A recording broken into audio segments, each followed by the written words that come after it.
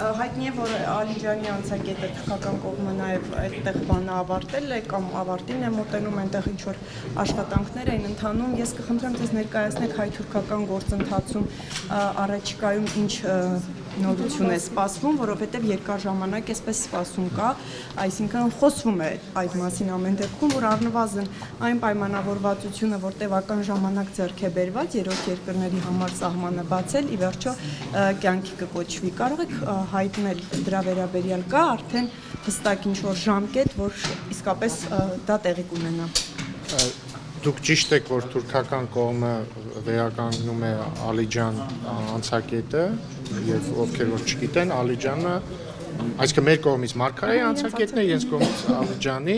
ինչ վերաբերում է հետագա զարգացումներին, թույլ տվեք հիմա բան չասեմ, երբ որ ժամանակը գա,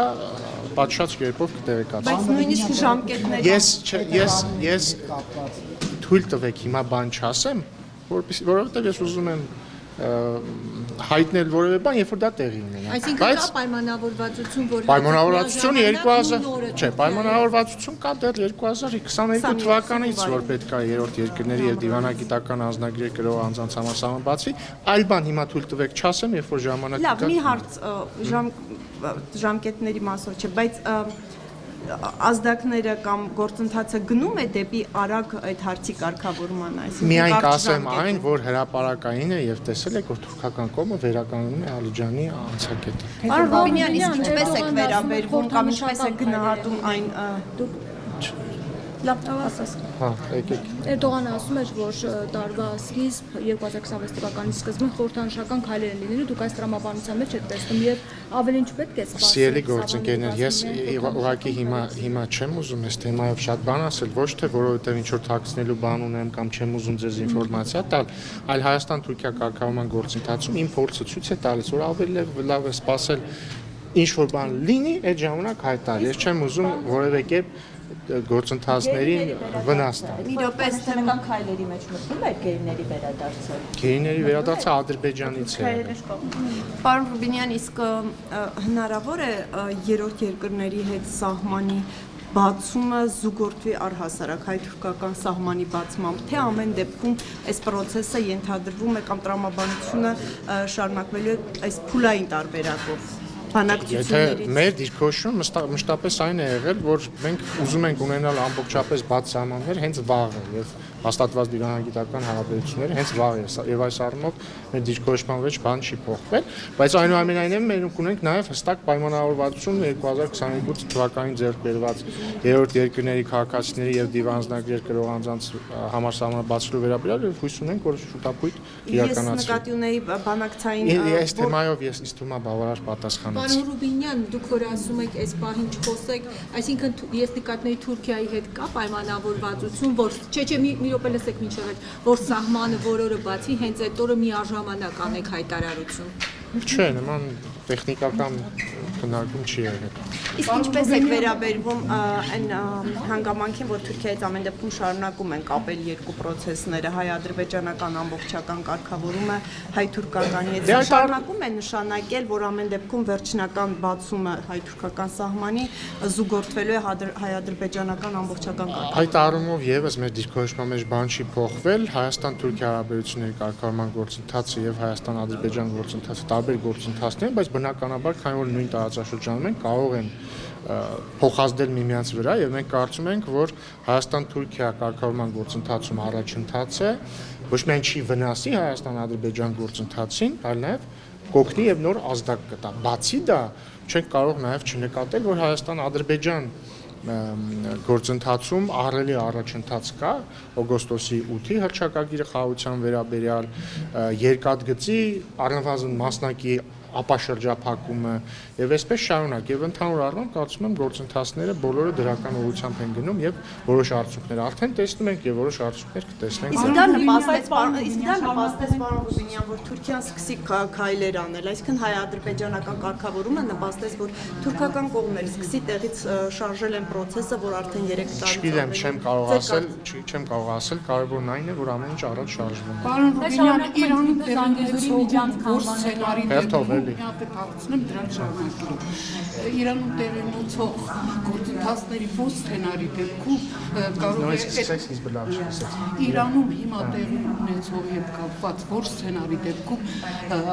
ձեր այդ բոլոր ծրագրերին կսպառնա եւ առհասարակ Հայաստանի անվտանգությունը։ Իրանի գործընթացների հետ կապված գիտեք, որ մեզ պետք է մեզ հետաքրված ենք, որպեսզի Իրանում իրավիճակը կայուն լինի եւ հույս ունենք այդպես էլ կլինի եւ այդպես էլ կա, իսկ մեր այսինքն ծրագրերի հետ կապված որևէ դեպքում որևէ սպառնալիք չի լինի։ Պարոն Ռուբինյան, Իրանի հետ կապված, քանի որ շատ է խոսում երրորդ երկրների հետաքրքրվածության մասին, որ ասում են տարբեր երկրներից ազդակներ կան, այս բանին նկատում եք, օրինակ Ռուսաստանը կամ Թուրքիան ինչ մակարդակով են հետաքրքրվածություն ձեռք բերում։ Հետաքրքրվածությունը ինչ իմաստով։ Դե որպես մասնակից, որպես Եթե նկատի ունեք բիզնես պրոյեկտի մասնակից, նման քննարկում չկա, որովհետև տեսել եք օրերս հրապարակվել է նաև փաստաթուղթը, թե ինչ սկզբունքներով է ստեղծվելու TRIP ընկերությունը եւ հիշեցնեմ TRIP ընկերությունը հայ-ամերիկյան ընկերություն է, ոչ հայ-ամերիկյա եւ այլ ինչ որ երկրյան եւ այս առումով այլ երկրի մասնակցություն չի նախատեսվում, բայց եթե խոսում ենք ավելի լայն TRIP ծրագրից օգուտներ քաղելու վերաբերյալ, այստեղ իհարկե օգուտներ քաղելու է եւ Ադրբեջանը, եւ Թուրքիան, եւ Վրաստանը, եւ Իրանը, եւ Ռուսաստանը, եւ միջինասիական երկրները, եւ եվրոպական երկրները եւ այսպես շարունակ։ Այսինքն տարբերակ ենք մասնակցություն բիզնես պրոյեկտում, նման բան չի նախատեսվում եւ TRIP-ի արդյունքում տարածաշրջանային ենթակառուցվածքների ապաշրջափակման արդյունքում օգուտներ հարևան երկրների համար միանշանակ եւ այստեղ նաեւ ուղիղ կապ կա այն իմաստով, որ TRIP-ի գործարկման արդյունքում եւ ապաշրջափակման օրինակ Հայաստանը երկաթգծային կապ է ստանում Իրանի հետ, Հայաստանը երկաթուղային կապ է ստանում Ռուսաստանի հետ, Ռուսաստանը Թուրքիայի հետ եւ այսպես շարունակ։ Վրաստանը չեմ լսում։ Եկեք սենց անենք, էլի։ Եկեք ներողություն, ժողովուրդ ներողություն մի վարքյան, էլի։ Եկեք սենց գնանք, էլի։ Ձեր լավատեսությունը պարոն Ռուբինյան չի կիսում դիվանագետ արտաքին գործերի նախարար պարոն Վարդան Օսկանյանը օրերս նա Բեկումյան գրառման անդրադարձել է նախագծին եւ այդտեղ վերստին միջանցք է տեսել եւ այսպեսի նկատառում են հայտնել այս միջանցքը Հայաստանի իսկ մեծ հաշվով նաեւ ԱՄՆ-ին ոչինչ չի տալու։ Սրա մեջ միակ շահագրգռվածները Ադրբեջանն ու Թուրքիան են։ Լավ կարելի է գոնե նման գործարքին համաձայնվելիս առնվազն 50% մասնաբաժին ստանալ։ 26%-ը այն ողորմելի կրճոնն է, որ կտային նույնիսկ բացարձակ համր բանակցություն։ Շատ լավ, ստեղ երկու հարց ունեմ։ Նախ երկու մասի, հա, բաժանենք, երկու բան նշեցիք, մեկը տոկոսի մասին, մյուսը միջանցքի մասին։ Միջանցքի մասով ես կարծում եմ ցանկացած կարդալ իմացող մարդ, իսկ պարոն Օսկանյանը հուսով եմ կարդալ գիտի, կարող է կարդալ հրապարակված փաստաթուղթը, որտեղ միջանցք, այսինքն դա փաստաթուղթ է այն մասին, որ միջանցք չի լինելու։ Հիշեցնեմ, էլի, ինչի մասին են եղել մտահոգությունները այս վերջի 5 տարվա ընթացքում։ Հիմնական 3 թեմայի շուրջ՝ անվտանգություն, արդյոք ով է պահելու անվտանգություն եւ նաեւ երրորդ երկրներ, հա, անվտանգություն եւ երրորդ երկրներ։ Չէ, արդյոք անվտանգությունը պահելու է երկիր թե ոչ, ընթացակարգեր, արդյոք լինելու են համապատասխան անցագրային եւ մաքսային ընթացակարգեր եւ հայ սահմանապահներ լինելու են թե չէ լինելու։ Կհամաձայնեք, որ հիմնական մեզ 3 անհանգստությունն է հնչել։ Այս փաստաթղթով հրապարակված փաստաթղթով հստակ սևով սպիտակին գրված է, որ անվտանգությունը պահում են Հայաստանի համապատասխան մարմինները, սևով սպիտակին գրված է, որ համապատասխան անձնագրային եւ մաքսային ընթացակարգեր լինելու են, սեո սպիտակին գրված է, որ հայ սահմանապահները եւ այլ համապատասխան գերատեսչության ներկայացուցիչները ֆիզիկապես ներկա են լինելու համապատասխան անցագրային եւ մաքսային տեղերում։ Մի ընդհատեք, էլի բայց թողեք ավարտեմ, էլի։ Հետեւա ու մի 1000 անգամ գրված է, որ ամեն ինչ տեղի ունենալու Հայաստանի տարածքային ամբողջականության, ինքնիշխանության եւ իրազեկազորության շրջանակներում հատկապես կասկածամիտների համար գրված է, որ ինքնիշխան ֆունկցիաները չեն արտապատվիրակվելու եւ այսպես շարունակ։ Այսինքն բաց փաստաթուղթը բոլորը կարող են կարդալ։ Հետեւաբար անհնար է այստեղ միջանց տեսնել։ Հաջորդը, երբ որ ասում է ինչի 50 գոնե 50% հա վերցնի, բայց իրանք երբ որ գույք պարտքի դիմաց մեր ռազմավարական օբյեկտները հանձնում էին այլ պետության, ինչ են 100%-ը հանձնում։ Բա բացատրեն, ինչ են 100% ասում։ Մի վարքյան։ Իսկ իրականում եկեք տարբերակենք, էլի։ Ինքնիշխանությունը եւ ինչ որ ընկերության մեջ պետական մասնակցության տոկոսը որևէ կերպ իրար հետ չեն հատվում։ Տեսականորեն TRIP-ը կարող է 100% ամերիկյան լիներ։ Տեսական։ Դրանից մեր ինքնիշխանությունը կամ իրավազորությունը որպես կերպ չէր դուժելու։ Այլ օրինակ ձեզ բերեմ, օրինակ նայեք։ ԶՊՄԿ-ն Զանգեզուրի պղնձամոլիբդենային կոմբինատը։ Հիմա մեր կառավարության օրոք Հայաստան պետությունը, Հայաստանի կառավարությունը փայ է ձեռք բերել ԶՊՄԿ-ում։ Չեմ հիշում քանի տոկոս էլի ինչ որ բայց մի քանի տարի առաջ Հայաստանը 0% փայ ուներ ԶՊՄԿ-ի մեջ, բայց դա չի նշանակում, չէ՞ որ ԶՊՄԿ-ն հայկական չէր, այսինքն ինքը մեկը օտարերկրյա կապիտալով, հա, օտարերկրյա ինչ որ ընկերության պատկանող կոմբինատ էր, որը մեկը գործում էր Հայաստանում, Հայաստանի տարածքային ամբողջականության շրջանակներում, Հայաստանի ինքնիշխանության շրջանակներում, Հայաստանի օրենքներով հարկերը մուծում էր Հայաստանին։ Ու տենց հազարատ ընկերություն կա Հայաստանում։ 1000 հատ բառից բուն իմաստով 1000 հատ ընկերություն կա եւ 2000-3000 հատ։ Հետեւաբար տոկոսի հարաբերակցությունը ընդհանրապես տեղ կապ չունի։ Հաջորդը ինչի է Հայաստանը 26% ունենալու ԱՄՆ-ն 74, որտեղ ներդրումներ է անելու ԱՄՆ-ն։ Այսինքն, բայց ինչ է ստացվում, հերիք չի մենք այդ TRIP ընկերությունից հարկեր ենք ստանալու, ինչպես ցանկացած այլ ընկերությունից Հայաստանում գործող։ Այսինքն բարձր հարկեր, турքեր եւ այլն ստանում։ Բացի դրանից նաեւ մենք բիզնես շահույթի մի մասն ենք ստանալու, ինչը շատ լավ է։ Պարոն Օսկանյանը ասում է, որ ասում են պարոն Օսկանյանի օրոք մեր Հայաստանում ռազմավարական օբյեկտների մի մեծ մաս հանձնվել է այլ պետության 100%-ով, թող հեքիաթներ չպատմեն։ Պարոն հստակեցում այս հարցի հետ կապված, արդյոք մաքսային ծառայողներին տեսնելու է ադրբեջանցին այդայա։ Ախր այդ հարցը գոյություն չպետք է ունենա փաստաթղթի հրապարակումից հետո։ Սրանից հստակ ոնց ասեմ, փաստաթուղթը բացեք, չեմ հիշում որ մասն էր գրված է, որ Հայաստանի համապատասխան գերատեսչությունների ներկայացուցիչները ֆիզիկական ներկայություն են ունենալու անցակետային եւ մի վարքյան էլի բան անձնագրային եւ մաքսային կետերում վերջ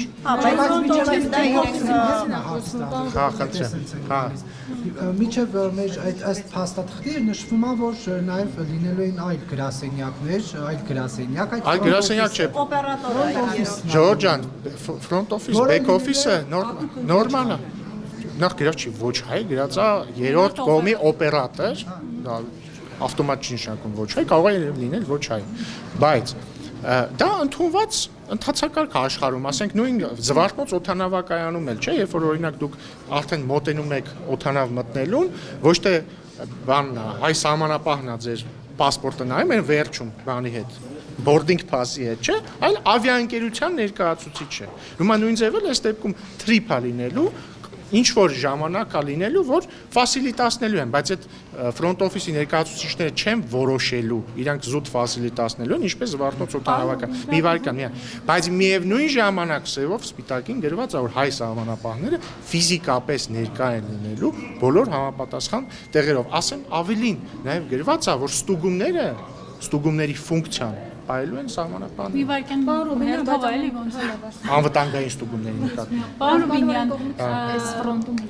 այս շրջանակային փաստաթղթի համաձայնությունից հետո են Միացյալ Նահանգներում Թուրքիայում հայտարարեցին էլի էս TRIP-ը անվանեցին Զանգեզուրի միջանցք, հետո ասացին, որ Ադրբեջանին պիտի որոշումները, այսպես ասած, սրտամոտ լինեն։ Հիմա ուզում եմ հարցնել, այդ առաջընթացի մասին ենք խոսում հայ-ադրբեջանական հարաբերություններում, հայ-թուրքական հարաբերություններում։ Հիմա այս տեսակ հայտարարությունները մի տեսակ ապակառուցողական մթնոլորտ չեն ստեղծում, եթե դուք միջանցքի թեման փակում եք։ Դե միջանցքի թեման փակված է, չկա միջանցքի թեմա, մեր տարածքում էլ Զանգեզուր անվամբ տարածքային միավոր գոյություն չունի, մենք չգիտենք այդ Զանգեզուրն ինչա, Զանգեզուրի միջանցքն ինչա, մեր տարածքում TRIP նախագիծն է գործելու այլ բան չկա։ Հարցեր կա, այդ ընկերությունը, որ ստեղծվում է 75%-ում, չէ, որևէ ընկերության մեջ 75%-ին չի կարող վերահսկել, 74%-ին չի կարող վերահսկել 26% ունեցողը։ Լավ հարց եք տալիս, ներողություն, հարցը հասկանալի է, լավ հարց եք տալիս, տեսեք։ Նախ էլի առանձնացնենք էլի երկու բան, ընկերության մեջի փայատերեր եւ ընկերություն պետություն հարաբերություններ։ Հայաստանում կան բազմաթիվ ընկերություններ, որոնց մեջ Հայաստանի Հանրապետությունը ունի 0% փայլ, 0%։ Բայց դա չի նշանակում պետությունը ընկերության չի վերածվում, որովհետև պետությունը Հայաստանի պրեզիդենտը ինքը համապատասխան փաստաթղթերով գրանցված է, ինքը հարկերամուծում, ինքը ենթարկվում է Հայաստանի օրենքներին,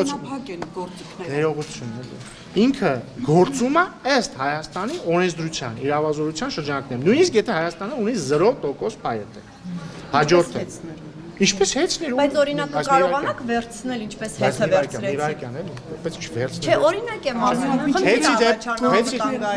Բայց ես միտքս ավարտեմ նոր, էլի։ Ոչ միայն ինչպես հեծներ, ինչպես հեծներ, ասենք Հարավ Կովկասյան երկաթուղիները, նույն ԶՊՄԿ-ն մինչև այն պահ, երբ որ մենք փայ ունեցանք, չգիտեմ, էլի կան 1000 Այսինքն եւ օտարերկրյա կապիտալ տալով եւ ոչ օտարերկրյա կապիտալով հազարավոր ընկերություններ կան Հայաստանում, որտեղ երկիրը չունի փայ, բայց պետությունը իր կարգավորիչ դերը բնականաբար տանում է։ Սա այսինքն անկախ ամեն ինչից այնտեղ 70-26% է, թե ինչ է, մեկը պետությունը իր կարգավորիչ դերը ունի, հաջորդը։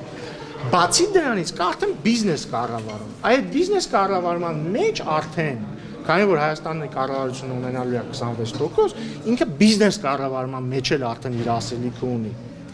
Ոչ թե ինքնիշխանությանը վերաբերող, այլ բիզնես կառավարման։ Բացի դրանից ֆիքսված է, որ հատկապես կարևոր հարցերում դրանք պայմանագրում արդեն առանձնացված կլինեն որպես հատուկ կարևորության հարցեր։ Այդ դեպքում նույնիսկ այդ 26% փայ ունենալու դեպքում բիզնես որոշումներ կայացնելու հարցում, բայց այն բիզնես որոշումներ, որոնք ինչ որ առնչություն ունենալու են Հայաստանի ինքնիշխանության շահերին, ասենք։ Օրինակ դա անհնար է առանց այդ 26% ունեցող փայատերի, այսինքն Հայաստանի։ Նույնիսկ եթե ինքը մենակ 26% ունի, այդ բոլոր հարցերում ինքը ունի, այսպես ասած, վետոյի իրավունք։ Այսինքն առանց իր համաձայնության, առանց մեր համաձայնության դա տեղի չի ունենա։ Դա ֆիքսվել է փաստաթղթով որևէ պարոն Ռուբինյան, որ Հայաստանը ունենալու է այդ։ Բա գրված է, չէ՞։ Հրապարակված փաստաթղթում որ կարևոր հարցերում դա հրապարակված փաստաթղթում գրված է։ Իսկ ինչ վերաբերում է հեծին, հեծը նկատում եմ այստեղ էլ որ Չէ, բայց հեծի դեպքում դեռ ռազմավարական ինքը նշանակության բան է, ինչ ասեմ, ենթակառուցված կա, դեռ ինչ այլ հարցեր։ Չեմ կարծում, որ այստեղ այդպիսի հարց է։ Նկատում եմ պետությունը ունենալու է կողմի հետ կապված, Փաշինյանն ասել, որ երկաթգծի կառուցման այդ հատվածը, ասել են, որ ողջամիտ ջահելում, այն հատվածը, որը այո, այդ հատվածը ասել եք, որ ողջամիտ ջահելում պետք է Եվ ախորիկ Այո, երբ պարզապես որոշումը հասկանամ, կա արդյոք բուսական կողմից դուք պատասխան եք սպասում Հայաստանի իշխանության, կա որ պատասխան կառուցելու են, թե մենք ենք ամեն դեպքում կամ Եթե չեմ սխալվում, մի երկու օր առաջ էր Վարչապետ Փաշինյանի հետ ջեպազրույցում ես հարցը տվել եք եւ նաեւ ասաց, որ սպասում ենք, որ հնարավորինս արագ սպասում ենք պատասխան։ Այս մի քանի օրվա մեջ ես նորություն չունեմ։ Եթե հայկական կողմը ներդրումներ անի, դա կնշանակի արդյոք որ կառավարումը ռուսական ընկերությունից վերցնում է Հայաստանը։ Չեմ կարող ասել, չգիտեմ։ Այսինքն որտեվ ես այդ թեմայի մեջ խորացած չեմ, էլի։ Ռուբինյան համերգում ինչ է Ադրբեջանը Всё?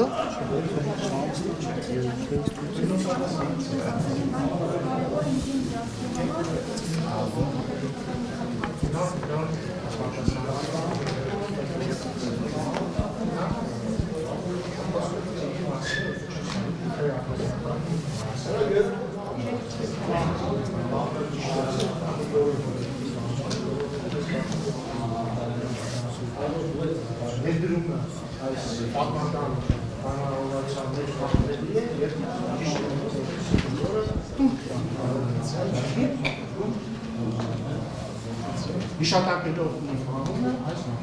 որը Հայաստանի ուսացողը, Ադրբեջանի ուսացողը, Հայաստանի ուսացողը, բարձր եթե բոլորը երկրի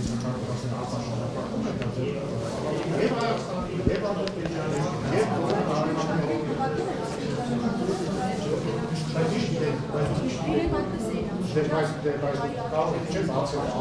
Բայց դու կարող եք չէ բացել Չի տալիս, կարող է տալիս նրանց բայց որևէ տարածություն չի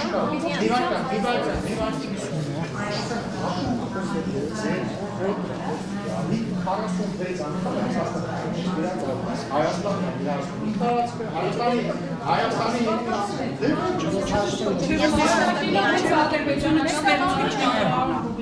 Հետևաբար կա թուղթ, կարդացեք, պատասխանը կա, պետք չի, այլ բաներ հնարավոր։ Ֆրոնտը թուրք-ադրբեջանական թեմատիկան շարունակելով, պարոն Ռուբինյան, ձեր խորհրդարանական գործընկերները Հայաստան խմբակցության օրերս եղել են Գեղարքունիքի մարզում եւ այդտեղ իրենց պոտենցիալ ընտրողների հետ հանդիպման ժամանակ ձեր գործընկեր պարոն Լևոն Քոչյանն այսպիսի միտք է արտահայտել կամ ժողովուրդն իր ապագան տնօրինելու իրավունքը կվերցնի իր ձեռքը նկատի ունենալիք խորհրդարանական ընտրություններում այս կամ այն ուժին դիարկելով կամ այն կտնօրինի Թուրքիան եւ Ադրբեջանը ձեր մեկնաբանությունը Դե բան է, դասական մանիպուլյացիոն հայտարարություն է, ուրիշ ինչ պիտի ասեն, այդ մարդիկ չհասկացան, որ անընդհատ իրենց խոսույթի 90%-ը թուրք-ադրբեջանական է։ Նկատել եք, ոչ մի քաղաքական խոսք չկա, կան թուրք-ադրբեջանական թրքամոլ, թրքահաճո, ադրբեջանամետ, ազգադավ, էս է իրենց խոսույթը եւ իրանք ոնց նախորդ անգամ հաջողության չհասան, այս անգամ էլ հաջողության չեն հասնի, բայց մի բան ասեմ, էլի։ Տեսա ես այդ ձեր նշած տեսանյութում, տեսա որ մի քաղաքացի ինչ էր ասում, իրենց ասում էր ամենակարևորն այն է, որ մենք հպարտությունը մեր գործել ենք, ուզում ենք վերականգնենք, ասում եմ ես օրինակ արտասահմանում եմ ապրում։ Այնտեղ հանդիպում ենք ուրիշներին, այն ժամանակ հպարտությամբ էինք ասում, որ հայ ենք, հիմա բավարար հպարտ չեն։ Ես այդտեղ խորացա, որտեղ մենակ այդ անգամ չի, էլի շատ եմ լսել բաներով, մամուլով, հենց այդ խոսույթը, որ մենք Սփյուռքում այն ժամանակ արժանապատիվ էինք, հիմա արժանապատիվ չենք։ Մի հատ հարց տամ, էլի սիրելիներս, ձեզ չեմ տալիս, էլի իրանց եմ տալիս, ովքեր ու դա ասում են։ Եթե դուք հպարտ էիք, որ հայ էիք, ի՞նչ եք արտագաղթել Հայաստանից։ Կարող է։ Չէ, այո, բայց նկատի ունեմ, կարող է պետք է հպարտ լինել։ Կարող է ավելի մեծ հպարտություն է Հայաստանում ապրել։ Ես չեմ ասում, որ իրանք են մեղավոր արտագաղթել են, բարձր ասենք, սոցիալական խնդիրներ, չէ, կոնկրետ այդ մարդը Գեղարքունիքի մարզից էր։ Խոսքը հին Սփյուռքի մասին չի։ Այսինքն բարձր չէ, ասենք, բանա, խնդիրներ են եղել տնտեսական, սոցիալական, արդարության հետ կապված, հազար բան կարող լինի։ Բայց ինքնին դա նշանակում է պրոբլեմա չէ եղել Հայաստանում։ Այսինքն կոնֆլիկտից, նկատի ունեմ ոչ թե բառից բուն իմաստով կոնֆլիկտից, այլ չեն ուզեցել ասենք, չգիտեմ, իրանց որդիները զոհեն եւ այլն։ Բայց կարող է ավելի մեծ հպարտություն է լինել հայ ապրել խաղաղ Հայաստանում, քան լինել հայ, որը ստիպված է արտագաղթել, ու մի հատ էլ այնտեղ ինքը ասի, այ ինչի պատերազմ մենք պարտվեցինք,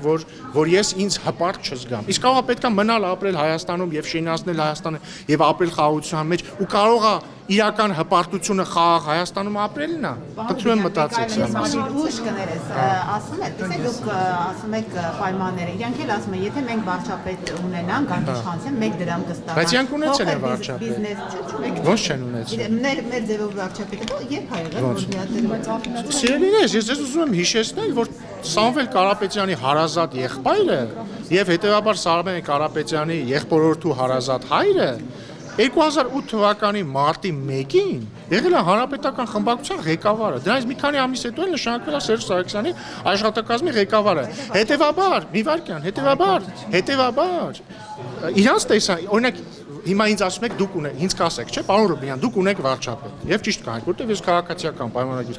խմբակցության անդամ եմ, կուսակցության անդամ եմ եւ վարչապետն էլ քաղաքացիական պայմանագիր կուսակցությունից է։ Հիմա նույն ձև հանրապետական խմբակցության ղեկավարը կարելի է չէ ասել, որ այդ ժամանակվա վարչապետը իր վարչապետն է եղել, նախագահն էլ իրենց նախագահն է եղել։ Հետո թող հեքիաթներ չպատմեն, այդ ժամանակ վարչապետը 1 դրամ աշխատավարձ է ստացել։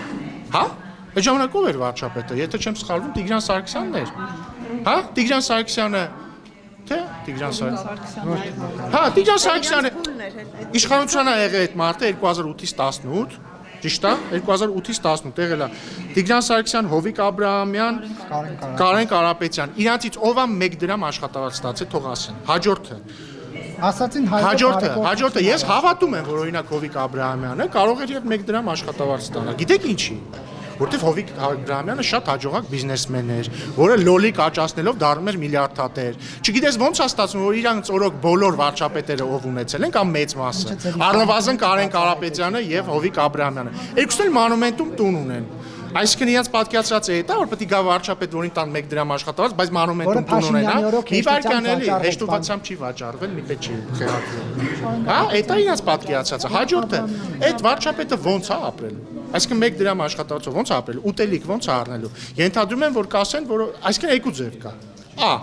Պետք է ինքը բիզնեսմեն լինի, որը փող ունի, հարուստ մարդ է։ Սա ավտոմատ նշանակում է, որ իրանք ասում են, որ Հայաստանի վարչապետ երբևէ կարող է լինել միայն հարուստ մարդ։ Այսինքն միայն օլիգարխը կարող է վարչապետ լինել։ Հաջորդը, եթե հարուստ չի, ուրեմն իրենց սերուն փող են տալու, ծրարով փող են տալու։ Դուք գիտեք, չէ՞, որ 18 թվականի հեղափոխությունից առաջ պետական համակարգի մի մեծ հատվածին պաշտոնյաներին բարձր ծրարով փող են տվել։ Պատգամավորներին ծրարով փող են տվել, ոչ միայն հանրապետականի դեպքում։ Ով է դատվել ձեր իշխանության օրերին դրա համար, պարոն Ռուբինյան։ Մեր իշխանության օրերին տարբեր բաների համար տարբեր մարդիկ դատվել են,